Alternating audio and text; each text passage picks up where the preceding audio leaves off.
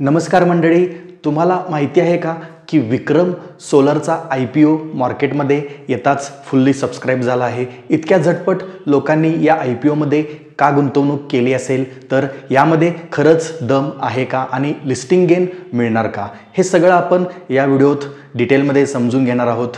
म्हणून व्हिडिओ शेवटपर्यंत नक्की बघा, कारण माझं मत मी या व्हिडिओच्या शेवटी देणार आहे की विक्रम सोलर या IPO मध्ये अप्लाय करायचं का नाही। सर्वात आधी बोलूया ग्रे मार्केट प्रीमियम म्हणजेच GMP बद्दल। सध्या या IPOचा GMP 47 रुपयाच्या आसपास चालू आहे, म्हणजे साधारण 14% लिस्टिंग गेन मिळू शकतो असं दिसतंय।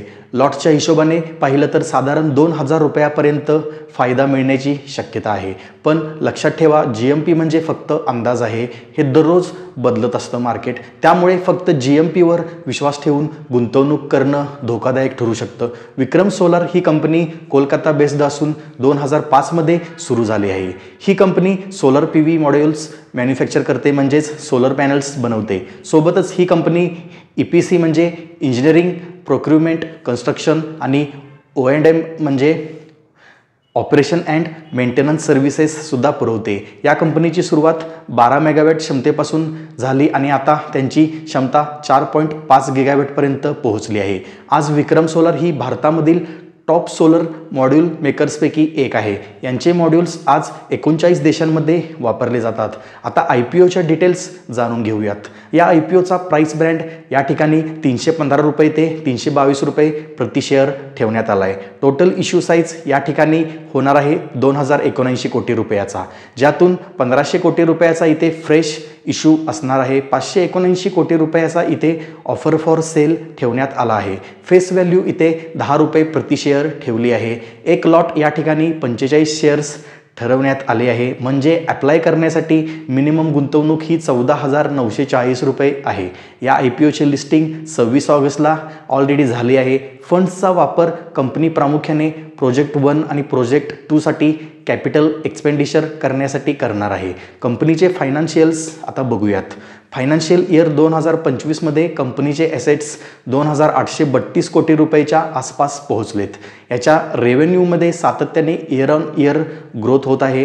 प्रॉफिट आफ्टर टॅक्स किती झाला आहे, तर फायनान्शियल इयर 2023 मध्ये 14.4 कोटी, फायनान्शियल इयर 2024 मध्ये 79 कोटी झाला आहे आणि फायनान्शियल इयर 2025 मध्ये 139 कोटी रुपये प्रॉफिट आफ्टर टॅक्स झाला आहे या कंपनीचा। यावरून कंपनीची प्रॉफिट ग्रोथ खूपच चांगली आहे असं दिसून येते। कंपनीवर जवळजवळ 230 कोटी रुपयांचं कर्ज देखील आहे। डेबिट टू इक्विटी रेशो 0.19 आहे, जो की 0.5 पेक्षा कमी असणं म्हणजे चांगलं मानलं जातं। ROC 15% आहे, जो ठीकठाक आहे। आणि जर आपण या PE रेशोला याच्या पियर ग्रुपच्या कंपनीसोबत कंपेअर केलं तर याचा PE रेशो या ठिकाणी 45च्या आसपास येतोय, याचा त्याच्यापेक्षा थोडा जास्ती आहे। तर आता महत्त्वाचा प्रश्न, या IPO मध्ये अप्लाय करायचं का नाही।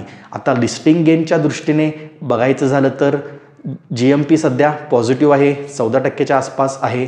थोडीफार लिस्टिंग गेनची शक्यता या ठिकाणी निर्माण झाली आहे। आपला दुसरा पॉईंट येतोय अँकर इन्व्हेस्टर्सचा। यामध्ये मोठमोठे DII आणि FII गुंतवणूकदार आहेत, म्हणजे कॉन्फिडन्स दिसतो। तिसरा पॉईंट येतो याची व्हॅल्युएशन। PE रेशो थोडा जास्त आहे, म्हणजे IPO महागड्या बाजूला आहे।